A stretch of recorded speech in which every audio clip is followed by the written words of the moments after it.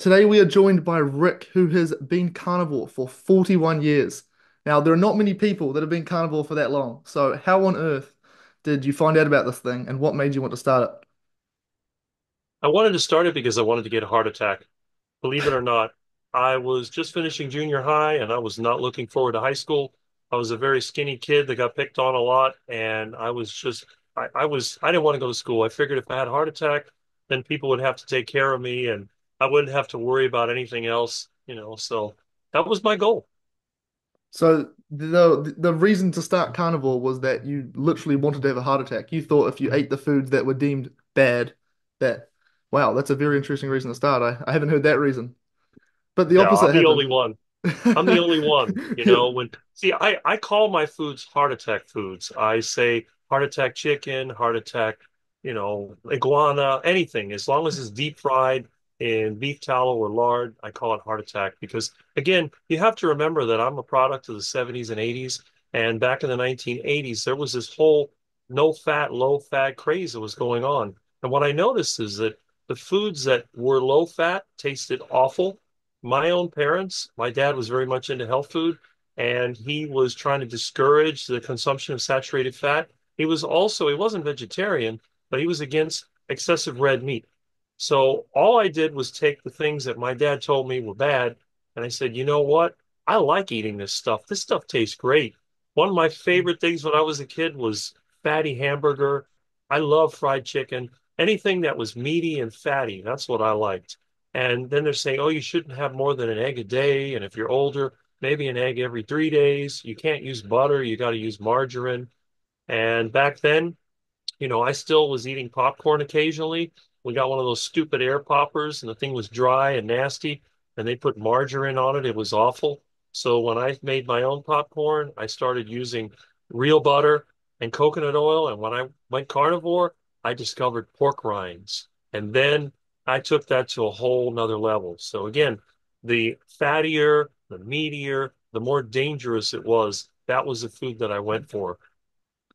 Now, you and I, we've gone back and forth many times in the comment section of my videos and whatnot, and I've come to realize that you're a very interesting man. You include a lot of cuisine that not many other carnivores include. Can you tell us about maybe your iguana and how do you even get a hold of these animals?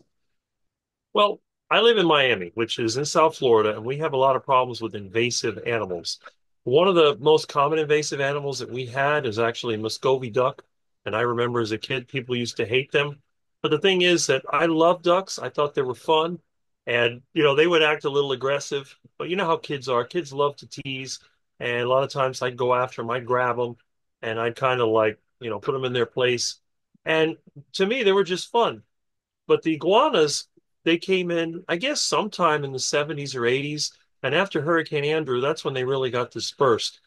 And at the time, I had several people. In fact, I'm a gardener, believe it or not. So as a carnivore, I grow fruits and vegetables and all these other things. I distribute them to my friends. And I was having trouble with these iguanas that were eating my papayas. They were eating, bananas and stuff like that. I didn't know what to do with them.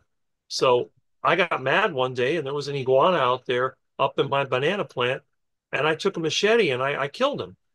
So I was going to dump this thing in the garbage, and the way I had hit him, I thought that meat looks pretty good. Now I've had frog legs and I've had gator tail. I thought I bet I could cook this thing, and that's exactly what I did. I cut the legs and the tail off, and I looked at it. The meat looked good. I thought, well, it's hard to peel this thing. I tried to use one of those fillet type knives to get the skin off. I thought, I'll just throw it in some boiling water and see what happens. So I put the iguana in water. It started cooking. And then it was like, wow, that smells good. And the meat was swelling up. And, I've had rattlesnake and other reptiles. The meat was very similar. I thought, this looks great. So I peeled it off and I ate it. It was between fish and chicken. It was succulent and delicious. And from that moment, I never got mad when I saw an iguana in my garden. I thought, man, I'm growing all these fruits and vegetables for my friends that I don't like to eat. But here comes something I can eat. So iguana comes in, and well, his next the next step's going to be my refrigerator and eventually the stove. And they say that reptiles do carry parasites and stuff, but the way that I cook it, I've never had a problem. I've always had a delicious, satisfying meal. And of course, we also have other feral animals, including chickens. There are chickens. We have a lot of Latin American people that live here, and I think they get loose or they turn them loose. So around parking lots and in some of some of the shopping centers, you'll find wild chickens. And I knew several people that were having trouble with chickens coming and digging up their yard. So I went there with my crossbow, shot a few of them chickens, cooked them up, and I realized that's the way the chicken should be. Very Mm. flavorful, darker meat. Oh, it was so good. Like, wow. So I realized that a lot of this so-called invasive stuff is actually good quality wild meat. And I thought, wow, why waste it? It seemed, I'm the kind of person, I don't like to waste anything. I recycle just about everything I can get my hands on. And it's for this case, you have all these animals running around, you might as well cook them and eat them. And there's other things like lionfish. There's a lot of invasive species here. So I'm always on the lookout to see if any of them are edible. And so far, everything that I've killed has been edible. I've never encountered an animal that I couldn't eat. So I think that was a pretty good introduction to small animal carnivore foods. So the diet's mainly beef with a side of iguana and wild chicken. Few Yeah, eggs as well. I have at least a pound of beef a day. Hmm. Usually it's ground beef because I'm poor. I can't afford the expensive cuts of meat. I may have a ribeye once a year, although they do have those imported ribeyes. I don't know if they're, actual cow or horse or what they are, but I've seen them as cheap as $3.99 a pound. And when they're Wow. $3.99 a pound, I load up on those things. In fact, they had Mm. T-bone steaks last week for $3.99 a pound at Fresco y Mas. I bought a bunch of them. I love having a T-bone steak with my breakfast. Now, eggs got expensive, so I used to eat a dozen eggs for breakfast, but Hmm. now I'm down to 3 or 4 eggs. But I like having that with a pound of meat. And then for those times when you don't have a lot of money, I'll have chicken. Usually when I have chicken, I'll have chicken legs or thighs. I'll eat up to 5 pounds of those for my lunch. I like having chicken at lunch. And then dinner, it could be anything. Like you said, if I'm lucky enough, I catch an iguana or parking lot chicken, I'll make that. I mean, I don't know. People laugh at me. They say, man, you're so cheap. Chicken 68 cents a pound. I said, I'm not talking about the money. It's a lot easier to go and spend $4 on chicken for lunch than it is to run around the parking lot with a net trying to catch this thing because they won't let you shoot them in the parking lot because they'll probably call the police. They see you with a gun or crossbow. So you have to throw some food down and then you got to run around. And it's a real workout, I'm telling you. You try to get them chickens with a net. I just use one of those regular nets like you use for catching butterflies, catch the chicken, stuff it in a burlap bag, and I can take it to my van or I can take it on my bike. Many times I've taken the chicken home in a burlap bag on the bike and prepare it. It's a lot of work, but it's worth the taste Uh-huh. because once you've had wild chicken, yeah, it's tough. It's a little tough, but it has a really good flavor and it actually has a slight beef taste to it, believe it or not. It's like Muscovy duck has a strong beef flavor. And that's the thing. I love the taste of beef. My favorite food in the whole world is a heart attack burger, which I invented back in the 80s. Now, there is a restaurant called the Heart Attack Grill that makes a similar burger, but mine is the original and is the highest calorie, fattiest version of the Heart Attack burger. Interesting. Do you find that this wild chicken is a lot more satiating than, say, the store-bought chicken? Often, when they feed, Absolutely. yeah, I would. Absolutely. Mhm. The store-bought chicken, like I said, I can eat 5 pounds of that stuff and I don't even feel full. Yeah. I keep eating until I just can't even swallow. That's kind of like the way I'll eat. Once in a while, I get taken to an all-you-can-eat meat place and I've stuffed 4 pounds of meat and I'm still eating it. And then all of a sudden I have trouble swallowing. Mhm. And then if I do it really bad, I can barely breathe. So I have to go and spit up some of it because it just keeps going in. There's no stopping. But with Mhm. parking lot chicken, if I eat, let's say I have, the legs, the wings, maybe one of the breasts, and I'm done. There's still left Wow. over. Yeah. But a regular store-bought chicken, I could eat the whole thing and eat more. Mm. It's so fascinating because I stopped eating chicken because I just found that no matter how much I had, it wouldn't fill me up. And it's got to be to blame that they feed them these grains that are so nutritionally void that their flesh just has no nutrients. So you're eating the protein, lots of water in there, but you're just not getting the nutrients, which is what I believe is the main driver of satiety. Interesting. Now, you started this diet. with hopes of having a heart attack. How many have you had? Well, are you talking about actual cardiac issues or are you Yeah. talking about how many heart attack meals? I'm talking about issues that how many Okay. times has your family Well, called the ambulance on you and taken you to the hospital? let's put it this way. I haven't been to a doctor since 1996. I could drop Wow. dead at any moment. Like I said, I've had injuries, I've been cut, I've had rusty nails go through my foot and all kinds of stuff. And I always say, well, maybe I need to go to the doctor. But eventually, whatever happens, it heals up. I don't think about it. My blood pressure is about 90 over 60 when I'm Hmm. relaxed. It can go up when I'm working. It will go up to a high amount. When I'm under stress, it goes up, but it recovers quickly. And I'll give you an example. A friend of mine that was really into fitness, he used to say that you could test your fitness by taking your blood pressure when you're relaxed, going out running back and forth down the street, taking your blood pressure, and then calculating how long it takes to return to normal. So I did that. I took my blood pressure. It was like 110 over 70 something. I ran up and down the street. It went up. It went up to like 150 something or whatever. And then within 5 minutes, it was down. And I think it took 10 minutes. It was back to normal. And I wasn't even breathing hard. So, my friend works out all the time. I never work out. And he's like, I don't understand it. I don't understand. I said, well, I do work physically. I'm always on the move. So I am active, but the carnivore diet really hasn't seemed to done any damage to me. I've never been obese. I've been the same weight for decades. Hmm. And, I don't know, but when it comes to actual heart issues, again, I could drop dead at any moment, but I have no symptoms. And a lot of the people that I work with, they tend to be out of breath long before I'm ever tired out. Usually, in my case, it's the muscle that will hurt. If I'm doing a lot of lifting or moving things, it'll start to get stiff, but I don't really get out of breath. The only time I've been out of breath is the one time my van broke down. I had to push it like a quarter of a mile.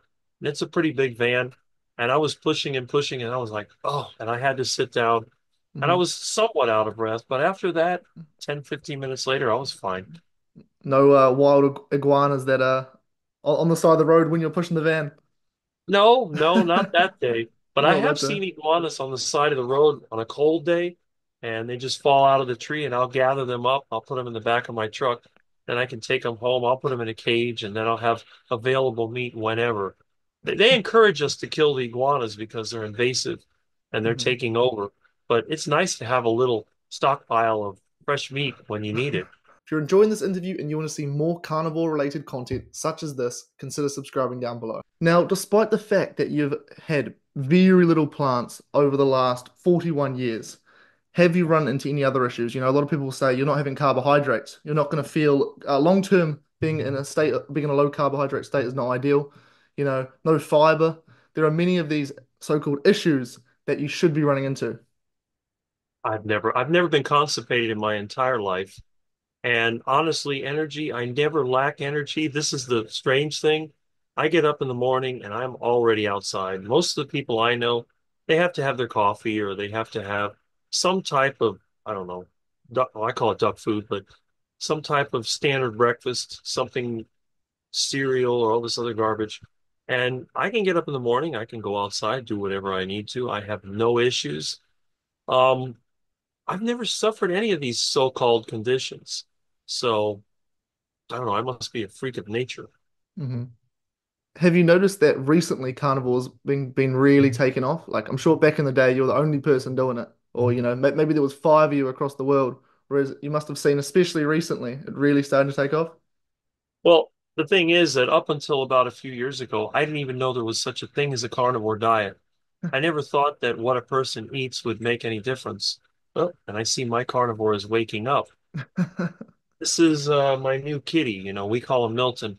My neighbor found him roaming the street a few weeks ago, and he's over here. He's a bit of a pest, but you know how kittens are. Oh, at least he's not going to end up like the iguanas, right? No, no, no. Carnivores don't eat carnivores. This Good, little good. guy eats raw meat. Uh, So I'm not giving him that nasty cat food. That stuff is basically duck food. it's disgusting, eh? He What's won't eat crazy? it. Yeah, exactly. He will And not eat it. what I find crazy about it though is people look at the ingredients of that and go, "Geez, I can't believe they're feeding the dogs this," and then they go and get some of the processed food with similar ingredients.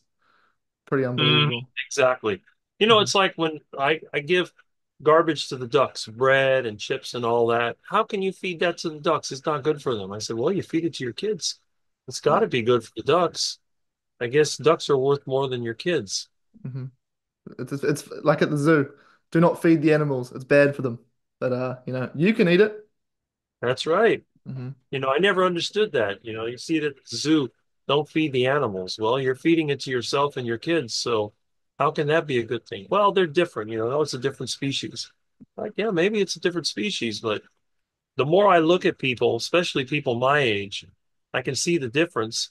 And basically, they just don't have the energy that they used to. People that I knew when I was younger, that were very active and in good shape, now they're a complete wreck. I guess they call that a dad bod or whatever. Oh, Hmm. I'm not active. I said, well, the reason you're active is you're not active is you're not healthy. There's no way that you can be active if you're unhealthy. And that was kind of the theory that I had. So why are you unhealthy? Well, part of it is because you're getting older, but the other part is how have you treated yourself? Maybe you've eaten a bunch of duck food your whole life and now you're going to be waddling around and quacking. And that seems to be what's happened to a lot of people. You know, everyone I Hmm. know complains about gaining weight. I couldn't gain weight if I tried. I can Hmm. eat as much as I want and I will never gain weight. I'm convinced of that fact. Yeah, you are right about how it gets worse over time. It's like a lot of my friends, I've explained to them how plants are trying to kill them and all the arguments for carnivore, and they can sit there and acknowledge, like, okay, carnivore is the way to go. But because they're young and healthy and fit, they like the taste of processed food, so they don't come over. But I'm sure as time goes on and the food really starts to catch up with them, you know, Well, things that's will it. change And for the them. thing is, you're a lot younger than I am. But the thing is that it can happen at any age. Now, I know people that their kids, they're in their teens and 20s and they're already lazy and overweight. Mm, And if you look around, like when I was a kid in this neighborhood, the kids were everywhere. They were all yeah. over the neighborhood on bikes, doing their thing. Now, nobody. You wouldn't even know there's any children in this neighborhood. They stay Mm, inside all day. Everybody has their windows closed. They don't even have natural light. You know, right now, I don't know if you can see the sun moved. I've got sunlight coming right in the window, right on this side, mm, over there. I'm always outside. It's pretty rare that I'm inside during the day, but I'm just inside because of the interview. But everybody else, they spend their life inside in front of a screen. And it really is interesting to me. It might be a combination because most of the people I know that work at a screen all day, they constantly snack. They're like a mm, cow that's grazing. And I don't know if it's because of the diet or the stress or what it is, but you wouldn't believe the amount of snacks that people do, especially like when I'm working in the office setting and even in the construction world. Sometimes I work with those people. They snack too. Everybody I know between the snacking and the drinks, energy drinks, sugar drinks, and all that stuff, it just seems to be everywhere. And then mm, you see them, even the young people, they've got a stomach sticking out and their chin usually is like hanging down. It's just it's so obvious. You go to the grocery store, you see people the way they look, and then you see what they're buying. And I just think to myself, man, I would love to tell these people that what they're doing is wrong, but I'm mm, not going to say anything. Because the thing is that up until about 2, 3 years ago, I didn't even know this was a thing. I mm, first got interviewed in August of 2022 because I had mentioned that I had been a carnivore for 39 years. And I went out there and the video had hundreds of thousands of views.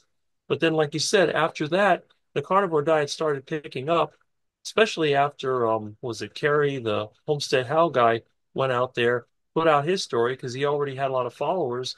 And then you have the doctors like Anthony Chafee and Dr. Sean Baker, and they go out there and, like you said, it just started blowing up.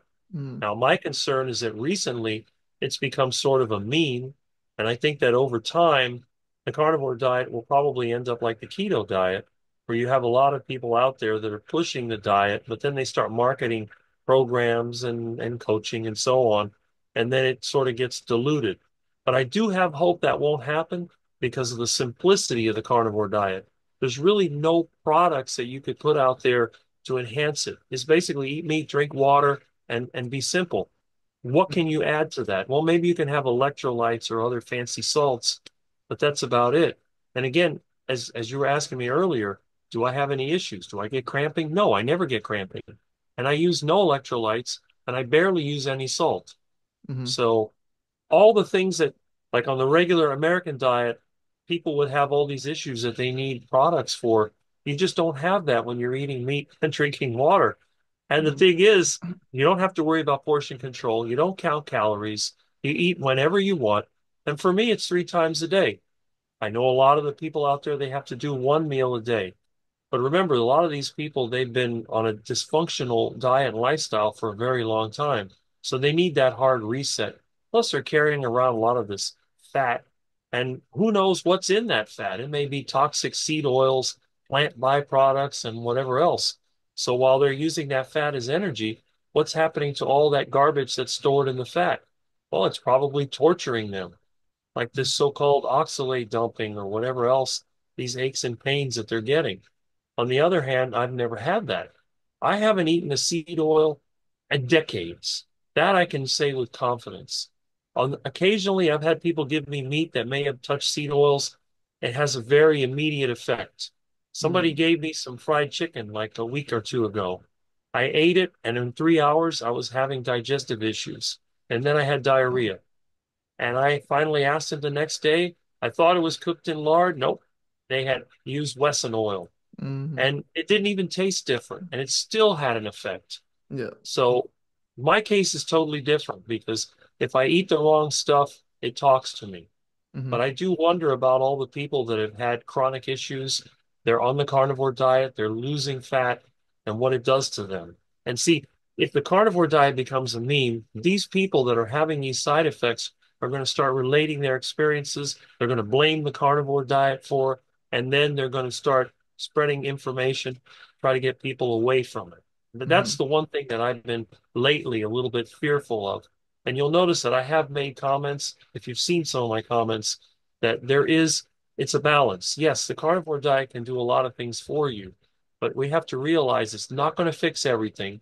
It's not going to make you live forever. You're not going to live to 120, and it's not going to get rid of all your problems. What it will do, it's going to reduce your problems, and it's going to give you more ammunition where you can go out there and handle those problems. So, in other words, what I tell people, if you're going to try the carnivore diet, don't expect miracles, but it's going to help you. It's just like I'm giving you that helping hand, Mhm. and then it's up to you to do what you're going to do with it. Yeah. I think the one thing that'll prevent carnivore from ever becoming a meme, as say, is the fact that it works. You know what I mean? Like, how many tests? Like, I know already. Like, my family's gone on it. My both my parents have lost a lot of weight, and everyone says to them, "Oh, you guys look incredible. What do you do?" "Oh, carnivore diet." So then they start the carnivore diet, and it works for them. And so in the local area I'm in right now, there's heaps of people on the carnivore diet just because it worked for a few people. You know. So I think, carnivore's longevity, the fact that it works so well is going to hold it in great stead. You can't deny the results. It's like people will try and sell you a vegan diet, and then you go on it, maybe you feel all right at the start. A year or two later, you're feeling terrible. So that person there is then not going to push it on to another person. But with carnivore, there's this flow-on effect where everyone tells everyone, and I think that's why the growth of it is just skyrocketing right now. It's really hitting that compounding and just going to the moon. Now, Yeah, I tried the plant-based diet in 1993 mhm, because I have several friends that are long-term vegans, mhm, and they had scared me into thinking that I was going to get some kind of cancer because of all the red meat that I was eating, and I got sick and tired of hearing all their nonsense. So I did try it. I started in January of 93, but by July of 93, I was done. I got really sick. I had migraine headaches. I used to get dizzy. I mean, it was a really bad experience. And when it was hot, I felt like I was going to pass out. That plant-based diet, it destroyed me. mhm, And I could never recommend it to anyone. And my vegan friends mhm, have suffered a lot. All of them have had infections. They've had many different issues. Their hair has been thinning and falling out. Once they mhm, get into their 50s and they're on the vegan diet, it destroys them. You can see it takes their vitality away. And they just don't have what they used to when they were younger. You listen mhm, to one of these 20 something vegans, they can do pretty much anything. They'll be fine. But the longer they do it and the older they get, the more bad effects it has. The only thing that I can say about the strict vegan diet is that they don't get fat. The ones that eat a lot of the whole foods vegan, they stay skinny. The mm. problem is that they get weak. Yeah, And that's absolutely. the other thing. I'm skinny myself, but I'm strong enough to lift an engine block. I Hmm. work physically all the time. I dig holes and move heavy objects. I've never had back issues, never had knee problems, never had foot issues, other than if I've stepped on something. But it's like a whole different way of living because you might look at me and say, well, this guy's skinny, he doesn't look that healthy. But you see me work, and I work with a lot of energy. I don't eat carbohydrates, I don't snack, and I feel good. I feel really good. I run into problems and I don't get freaked out. My vegan friends, they have a little problem and it's freak out time. Hmm. I have one had an electrical issue and it was like the end of the world that the house is going to burn down. And I go over there and find out it's just a bad light switch. I said, it's a bad light switch. It's no big deal, but it's always something. And I don't know if that's because of the plants, the toxins, or the lack of nutrition or what it is. Maybe they don't get enough fat, but their mood seems to be variable. The vegans that I know, they may be real nice one day and just crazy the next day. Hmm. I've seen them change. And if you tell them something, a lot of times, tell them something they don't want to hear, they blow up. Hmm. Never talk to about religion or politics to a vegan because they will attack. Yeah, I know. I completely agree. All the very plant-based people that I know, they have the same issues. They have this sort of this anxious energy they give off too. You can kind of just feel at all times they're very tense in themselves. And I think there's a number of reasons. First, our brain is made out of these carbon 20 and 22 fatty acids. Now, in meat, they're abundant, but in plants, we can only get 18 carbon and below fatty acids because our body has such a poor ability at converting it. First of all, their brains, they literally cannot, be made from the matter they require. And 12,000 years ago, when we went to agriculture and we started eating more meat, started eating more plants, we've seen our brain decrease in size. So I think that's one of the key reasons for it, as well as the fact that all these nutrients, creatine, carnitine, B12, that we can only get from meat, they just simply not having it. And especially with creatine being, it's like the most researched supplement in the world, I believe. So many studies showing that just supplementing a bit of creatine can significantly improve your cognitive performance. So, Yes. there's a number of reasons that, these people they go on the vegan diet and their mental health just falls in the mud. It's very sad to say. It's interesting because when I started the carnivore diet in high school, I went from being a C student to a straight A student. Mm, So I know from my own experience that eating more meat really got my brain working because before when I was in school, of course, I got picked on a lot, so that didn't help. But I was always kind of anxious and upset, and it was difficult for me to concentrate because things were just going around in my mind that didn't make sense. I would think about certain things when I should think about other things. But after I started eating a lot of meat, a lot of that anxiety went away, and I didn't care anymore about what people thought. I mean, to this day, I don't care. I live in a junky house. I got goofy animals around me. I drive beat up cars. Sometimes I ride my bike when my car doesn't want to start. I don't care. It doesn't bother me. But a hmm. lot of people, they get upset, like especially in the 80s. You had to have a certain hairstyle. You had to have a certain fashion. Well, I did this. I decided I'm going to go 50s style. So I got well, at the time I used Vaseline, but eventually I started using lard. I got some lard and stuck it in there, Hmm. put it all around, combed it out. And my mom used to say, well, that's going to make your hair fall out. Well, that was another lie because it never did. It never did fall out. I Hmm. haven't even gotten any gray hair yet. So it's like, you know, and this is the theme that I kept seeing over and over again. As I started this diet and all the things that I liked that they told me were bad were actually good and they work for me. So Hmm. it's like, okay, why am I going to follow the advice of the mainstream? And that's another thing that started to happen. I started to become very suspicious of all the things that they were telling us, especially when it came to what the government was saying. We have this problem. They were telling us that the earth is going to freeze because the pollution is going to cause a new ice age. Then they Hmm. start talking about global warming and just one thing after the other. And I learned that it's not so much why they're telling you something, but who's making them say that. There's Hmm. always somebody in the background that's going to profit from whatever the narrative is. And you can Absolutely. see this with the food. When I was a kid, all these commercials for cereal, Sugar Bear and the Toucan Sam and all this other stuff and Kellogg's Corn Flakes and Special K, cereal, cereal, cereal. You never saw any commercials for meat or eggs. It Hmm. was always for some processed crap. Fritos corn chips. They used to have the Frito Bandito. And then they had, what was the other? Lay's, bet you can't eat just one. All these things and orange juice. They used to have that lady, Anita Bryant, that would advertise orange juice. And I thought, well, they don't advertise oranges, but they advertise orange juice. I thought, okay. And then, and I'm one of those kids that used to love to watch commercials. And I think that's one of the reasons why advertising doesn't work on me. I can watch Mm-hmm. commercials all day and I'll never buy anything that they try to present to me.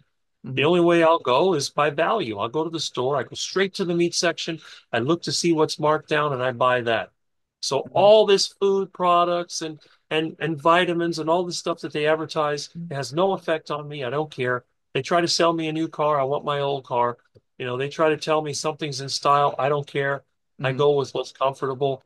And I do think that the carnivore diet did that in some extent because when I was a kid, I used to care what people thought. I tried to be like the other kids. I tried to follow whatever style they were doing. But then once I hit the carnivore diet, I was like, don't care anymore. I don't, it doesn't matter. Because then I realized these people are not going to give me anything. If I follow them, what am I going to get from them? Nothing. They're just gonna, they may not laugh at me as much, but they'll laugh at me in secret. So if they're gonna laugh at me anyway, I might as well be a comedian. Might as well have fun. I It's like like that. now. Yeah, it's like now I go on these carnivore channels and even the carnivores laugh because I'm the opposite of practically anybody. There's no one else in the world that's like me. I challenge anyone to find someone that is even close to what I am. A total quack who basically enjoys his life despite the problems that come along. I try to make the best out of it. And I get my best satisfaction when I'm able to solve a problem, especially if I can solve a problem that somebody else has been struggling with for a long time. Mm, It's nice when you see something doesn't work, things are not going well, and you show up and you fix their problem. And they're like, wow, I'm so happy, and then they pay you, that's great. But even besides that, I think you get a boost out of conquering a problem. And in my own life, when I run into a problem and I fix it, I just feel really good. So it all kind of goes together. And I think that's the one thing that's missing from a lot of these self-help and the people that are trying to tell you what to do. Most people like to feel, I think, that they have some type of direction in their life and that mm, the things that they're doing, they're actually making a difference. And this is the reason why I take my time out to do these interviews. I'm not trying to make money. In 17 years on YouTube, I haven't made a single penny. I don't have any sponsorships and I have no one that is telling me what to do. It's just me.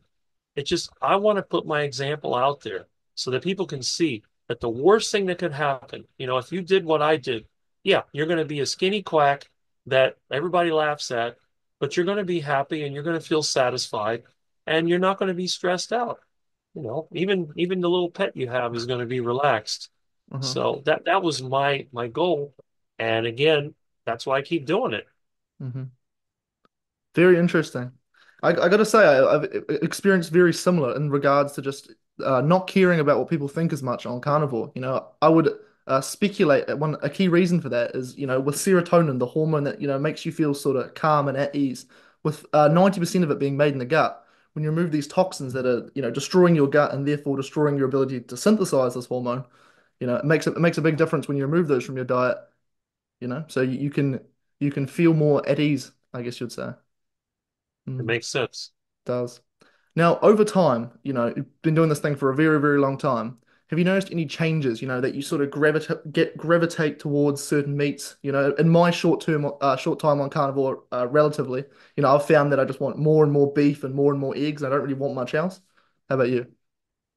Well, I've always favored beef and eggs. That's just kind of my nature. The only time that I've eaten other meats is when the beef is not available, it's too expensive. But I do enjoy things like seafood. And for a while, I lived near the coast, so I had a lot of fish and shrimp. And, I love wild caught seafood. Mm, So, but I can go for as long as I have meat. I could eat just basically red meat and drink water and eggs, and that's it. Duck mm, eggs are my favorite, but sometimes the ducks aren't laying, so I have to buy the store eggs.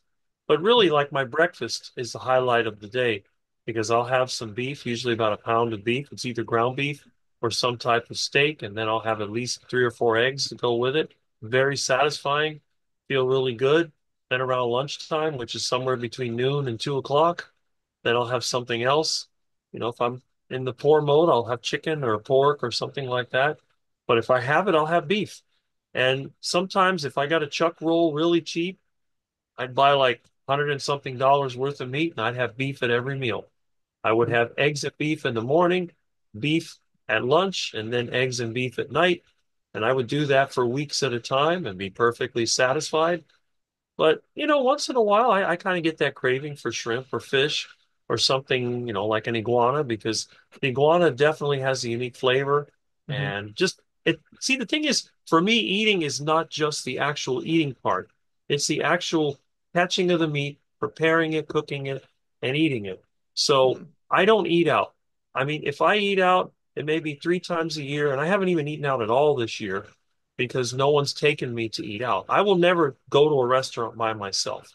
I just don't see the point of it because the way I see it is this. If I want to eat, it's very simple. I have meat in the fridge, in the freezer, and whatever. I can throw that on the stove, or if I'm on the road, I have a cooler with meat in it. I could throw it on the engine, or I could cook it up on my portable grill. Why would I go to a restaurant?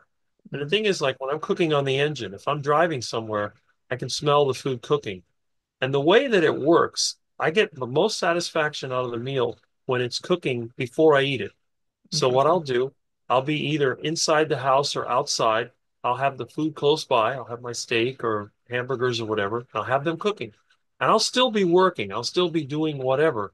And then I can smell it cooking. And when you get to that right moment where the smell is just right, then I'll go grab the meat and I'll eat it. And almost as soon as I finish eating, I'm back to work. So I don't get bogged down. A lot of Mm-hmm. people I know, they eat and then within an hour or so, they lose energy and they're bogged down. But for me, I eat the meat and I keep working. And they say, well, you got to digest your food because if you don't digest your food, you're going to get tired. Well, I don't get tired. Um, I ate the meat. I'll eat like a pound or two of meat for lunch and I keep working. And the energy level is steady. I don't have ups and downs.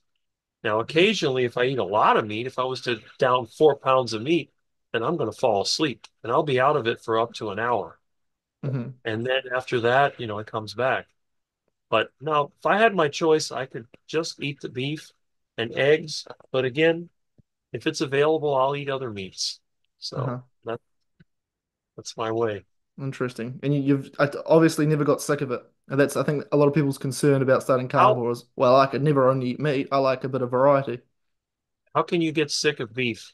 And besides, there is variety. There's different cuts of beef. Mm-hmm. You could have a chuck roll, you could have a ribeye, which is very similar, or you could even have a tougher meat like brisket, or you could have the tail, the fatty tail. There's just so many parts of the cow that you can eat, and there's different ways of cooking it. You could have a steak, you could have a roast, you could Mm-hmm. pressure cook it, or you could grind it up and make burgers out of it. Mm-hmm. Just, I don't know how you could get bored with meat. I couldn't. Mm. It's like a friend of mine was saying, if you were stuck in a place and all you had to eat was meat, you wouldn't get bored with it. I said, no, I would consider that a paradise right there. Because if I had a constant source of beef, I'd be super happy and I'd be busy doing things. It's like I said, if I was on a deserted island and all you had was like ruminant animals, and that was, well, hey, I could have the fish too, but I could eat the ruminant animals and I'd be over there building myself a great place to live and doing all the things that I need to do. It's just, I got so much energy and ambition when I'm fueled up with meat. It just feels great. So I'm like, why would I do nothing when I could do a lot? Yeah. I think so many people have been psyoped into thinking what they're eating is food. They'll go, yeah, I'm going to go get something to eat. And they'll get one of these snacks, and it's, a potato, with cooked in seed oils with a bit of flavoring on it, rah, rah, rah. And they'll eat it, and they won't be, they won't be hungry for an hour or two. So they'll think what they're eating is food, when in reality, their blood sugar's gone way up. It's coming back down below its baseline. They're even hungry again. 2 hours later, they're eating. And so these people, they think that they're eating all these meals, when in reality, they're getting a combination of chemicals put together, designed to taste good. They're never truly satiated. And as a result, Right. every single metric of their life, I should say, suffers. You know what I mean? They get overweight. and they get depressed from the foods they're eating because it destroys their gut and they can't make the hormones that make them happy. They're also upset about the way they look. So there are all these people that are foodies, right? Oh, I love food too much. When it's like, do you love food? I don't think you do. If you really thought about what this food was doing to you, I'm not so sure. So a lot of people have this idea with the carnivore diet. It's like, well, I could never limit myself to only these foods. And it's like, well, these are the only things that actually are food. You're eating a combination of chemicals that are designed to taste nice. hmm Yeah, the problem is a lot of these people that I've worked with, especially, I mean, you see people that do physical work, they work in construction or whatever, they tend to be very impatient and they blow up. And then every so often they got to have their soda. Or if Mm, you try to go anywhere, like you go to get supplies, oh, I got to stop here at the gas station. And they'll go and get a soda or they'll get some kind of snacks. They're like, do you want anything? I'm like, no, I don't want anything. And it's just a constant, oh, you want something to drink? I'm like, no, I don't want anything to drink. I have water. hmm It's just like an up and down, like you said, like a roller coaster. Yeah. They have their snack, they feel good, and then within an hour, it's back to being cranky, and then they got to have something else to eat. It's like up and down all day, and it's hmm just, I never understood what was causing it until recently, but I used to see that all the time, and then people see me. I don't eat anything. Just around lunchtime, I'll throw some meat on the engine and or get my grill fired up and I'll have some meat and then hmm I'm good. I'm good for the rest of the day. I don't need to, what do I need to eat that for? I mean, I don't hmm understand it. It doesn't make sense. See, I just don't understand how people like live lives like with high carbohydrate diets and like feel really good. That's like my biggest problem with this whole animal-based thing. A lot of people like to include lots of fruit with their carnivore diet. You see Saladino's full day of eatings and he's got 300 grams of carbohydrates, and it's like, well, if you're eating this fruit, and fruit for the last 12,000 years, we've crossbred it so it's hyper sweet and gives you pretty significant blood sugar spikes and your blood sugar's fluctuating all day. How do these people function? Like I remember when I was on the standard American diet and I'd have these blood sugar fluctuations. And like you said, a few hours later, after I hadn't eaten, oh man, I wouldn't be a good person. It just, hmm you got to eat. You're just so hangry. Whereas as soon as you go on hmm carnivore, you become fat adapted. You don't have these blood sugar spikes. Even your hunger hormones regulate. As soon as you eat the carbohydrates and the insulin spikes, it blocks leptin, which is what tells your brain you're full. There's just so many factors that where carbohydrates mess with your life, impede your ability to think. I just don't know how the average person does it and how the average person can. That's why people go on carnivore and they don't go back. They feel so good, they're never hungry. It's just completely insane to me. That's it. And see, I never get hungry. That's the other thing. People hmm would say, well, aren't you hungry? I said, no, I'm not hungry. But what happens is if I don't eat, I like to eat 3 times a day. If I don't eat my regular meals, then I don't have the energy that I normally do. It slowly tapers off. It's like, hmm I just like, I get a little bit lazy, but I don't get super lazy. Yeah. But as long as I'm eating 3 times a day, I'm good. hmm And again, breakfast is going to be at 7:30. Lunch is somewhere between noon and 2, and hmm dinner is going to be between 6 and 8. And I don't really, I don't get like, I gotta have it. Yeah. It's like I could skip it if I wanted to, but I know that if I do, I'm just not going to feel as good. But hmm it's not like it's bringing you in. And you Yeah. see, they have these commercials all the time. They say, you're not yourself when you're hungry. Have a Snickers bar or whatever. And I look at that, I go, wow, that's pretty pathetic. Because hmm first of all, Snickers bars are absolutely disgusting. They taste horrible. I hmm hate chocolate.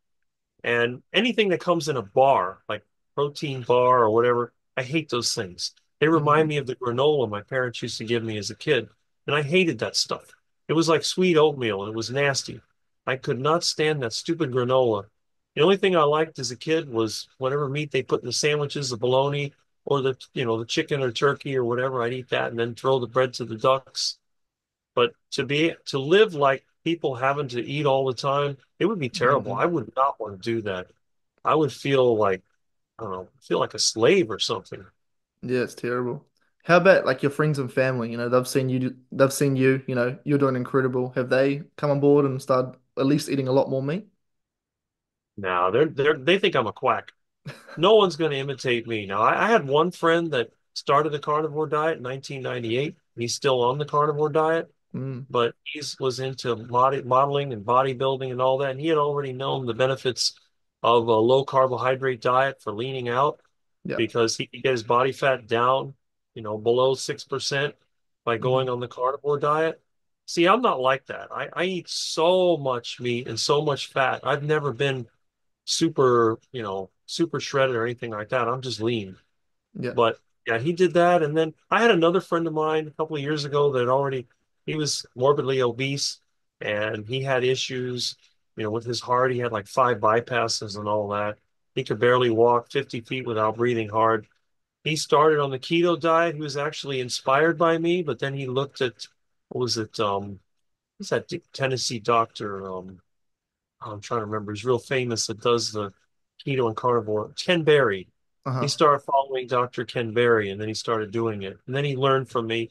And I got another friend he was a vegan. He's on what I call a meat-based keto diet.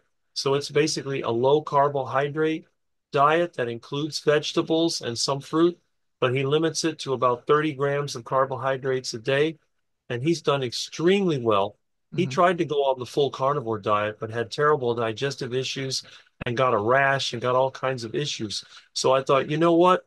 Why don't, because he ate a lot of vegetables. I mean, this guy was a vegetarian since he was a kid and he was in his 40s. So I Hmm. said, maybe it's better off if you include some of the safer vegetables along with your meat. And that fixed the problem. And I think over time, he's going to reduce the vegetables down. But now he still has the cauliflower, the broccoli, the onions, and the garlic. It seems to work for him. So that's great. But Hmm. nobody else, I mean, people don't listen to me. I'm the oddball. Nobody cares what I say. I mean, I think even in the carnivore community, I think a lot of people look at me like I'm the comedy relief. I'm the I'm the oddball. I'm the crazy man. So it's almost impossible for me to convince anyone to change their diet, especially the people I work with, because they really think that I'm a quack. Hmm. Now, I'm sure everyone's wondering. I know I am. I'm doing some numbers here in my head. You don't look a day over 40, but you've been doing carnivore for 41 years. So how old are you? I'm 56. I was born in 56. 1968. Hmm. I'm sure you are noticeably younger than like, the other people you see your age. You look noticeably younger, I should say. Oh, absolutely. Yeah. It's kind of sad because I got a friend of mine that was mistaken for my dad, and it's really, Wow. he's only Mm. what, 4 years older than me. Yeah. And my dad died like 12 years ago. Hmm. And about 3 years ago, a friend of mine was saying, "Oh, I talked to your dad." Like, you talked to my dad? How's that possible? It was a Hmm. friend of mine. They thought it Wow. was my dad. And when he found out about that, he got into a freak out mode because, of course, obviously he's overweight Hmm. and he's got lost most of his hair. He's got gray hair and just looks pretty old. Yeah. And, but yeah, out of everybody else I know around my age, I'm the only one that has a full head of dark hair. In Hmm. fact, I don't color it, no Uh-huh. matter what people think that I color it. But I said, look, eyebrows, facial hair, it's all dark. I'm Hmm. not going to go through all the trouble of coloring it. The only Hmm. thing I do is put beef tallow or lard in it, and that's it. Hmm. And also the fact that I've never been obese. Anyone that's known me for many years knows that I've never been obese. And I even have pictures of when I was a teenager, when I was a kid, junior high, and I don't look that much different. Most of my friends are completely different than when I remember in high school. They look totally different. I'm the only one that's fairly recognizable. I mean, Hmm. obviously, I'm older, I'm a little bit rougher. I've got a few scars and stuff like that from just living life. But in terms of being active and, looking younger, I think, yeah, I do look younger than any other 56-year-old I've ever seen. Yeah. Yeah, no, it's such a noticeable difference between people, like the aging of people on carnivore versus non-carnivores. You remove the plant toxins, the inflammation that comes along with that. And have you seen that lady Rancher Maggie, who's like Yes, 82? yes. It's well, she like 82, I believe it was, eh? And she looks Yeah, I think about she's 50, 82. yeah, she And looks she about says 50 she's something. been carnivore over 60 years. Yeah, I mean, when she looks like that, you believe it. She literally looks like she's in her 50s. It's really truly is incredible the difference. Mm. Yeah, Anyway, I always wondered, if that was the case, but now I'm beginning to realize it might be uh-huh. because everyone always told me, well, Rick, you're the guy that doesn't change Hmm. because people would see me, oh, you look almost the same. And I thought that's kind of an interesting way of looking at it. But then Hmm. again, now I realize, yeah, I guess it is true. I mean, it's something that makes sense. Hmm. It's like humans. Like biologically we're meant to live to 120. You know, every organ in our body has the ability to be 120 years old. Even in the healthy countries, you know, like the what do they call them, the blue zones, where people are eating these more sort of whole food diets. Even them, they're still only living to 80. You know, so it's just humans Yeah. have so much more potential, which I feel is being squandered by our diets, just getting in our own way essentially. Well, if you think about it, think about animals. I mean, I've had ducks live 15 years. I've had cats live 21 years.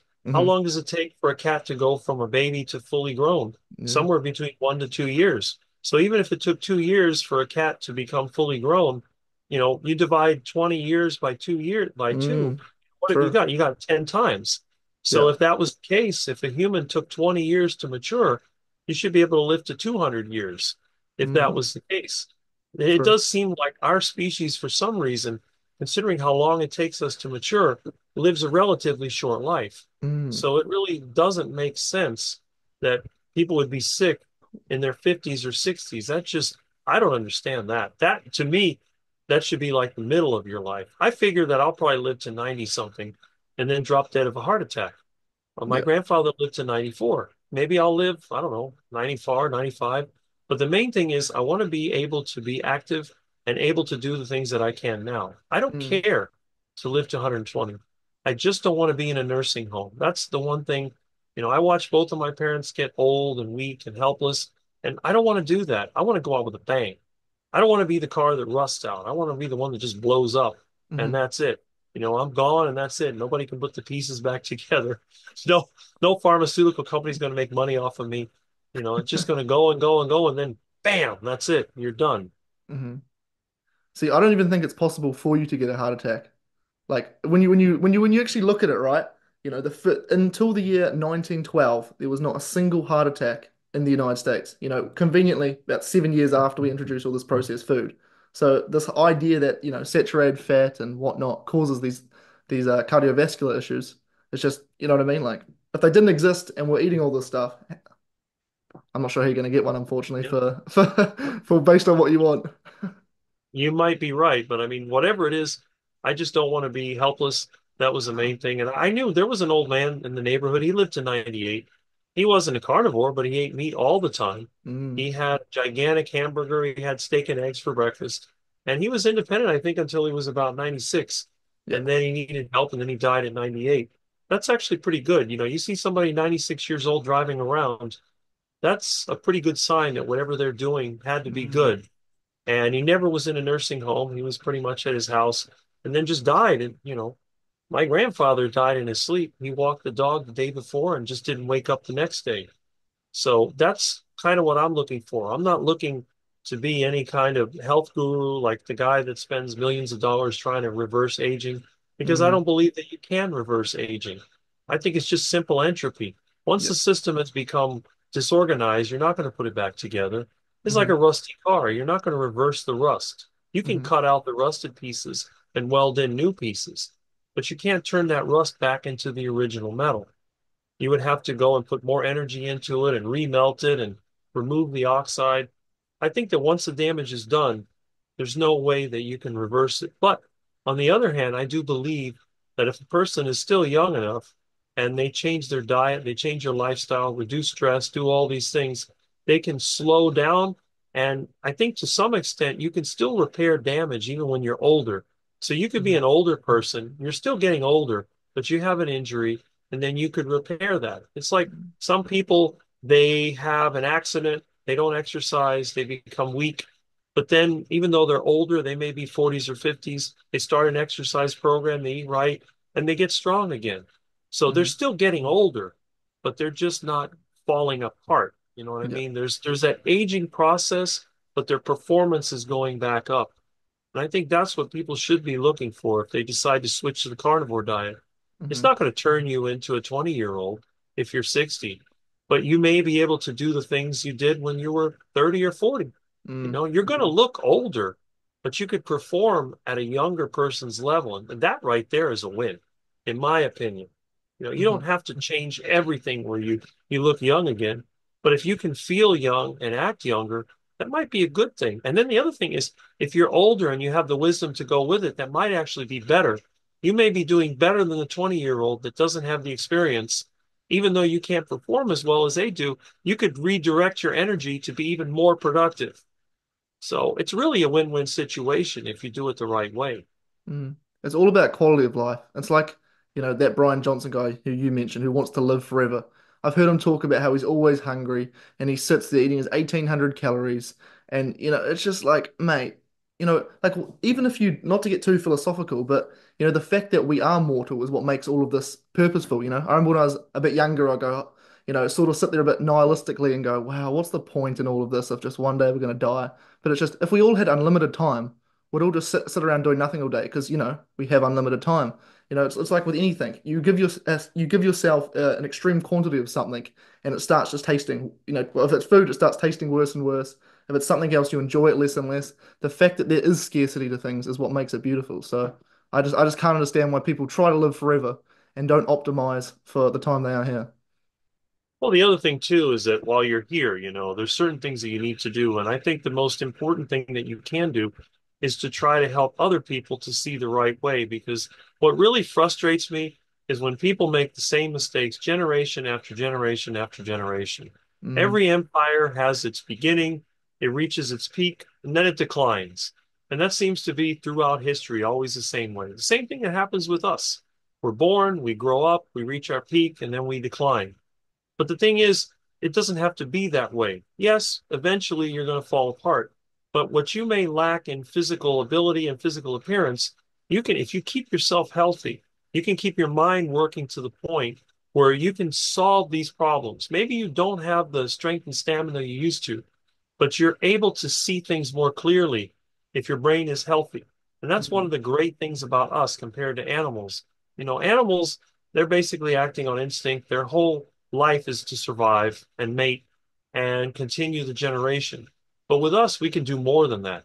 mm, Yeah, we can mate, we can continue generation, but we can take the knowledge from our generation and previous generations and pass it on to the next generation. And then that way, what ends up happening is they don't have to make the same mistakes that other people made. They mm, can learn, and then they can go off into different areas, try something, try to solve another problem that somebody else, was starting on and couldn't do it. So even though we don't live forever, as a whole, technically we could because the true. experience of one generation put into the other one can allow them to solve problems. But this is assuming they don't make the same stupid mistakes that all the previous generations have made. And they Mm, end up coming up with crazy ideas. They end up fighting each other, killing each other in wars, getting sick, spreading disease, and making the same mistakes that were made in the past. mm, And that's what frustrates me the most because you can see the pattern. You can yeah. see people doing things that just don't make sense. And you go, wow, I mean, how can you be so dumb? And I've learned my lesson. I don't tell them anymore. I just try to make suggestions. I said, might be better if you tried this, or have you thought about doing that? Mm, That's kind of the way that I do it because when you try to confront people on what they believe is right, they're going to resist. And mm, they always resist as much as they can. And you're just wasting your time trying to convince them. But if you can kind of make little suggestions, it's like the old carrot and stick thing. You can get a horse to come to you with a carrot, or you can try to hit it with a stick. mm. And usually the carrot is much more effective because when you use a stick, that's usually when they're going to bite you. Well, I mean, you're a man of your word. That's what you're doing here today, sharing your wisdom with the many thousands of people I'm sure that watch this video. So I greatly appreciate you taking the time. You know, yeah, very interesting man. A lot of respect for you. Thanks for coming on, Rick. Anytime.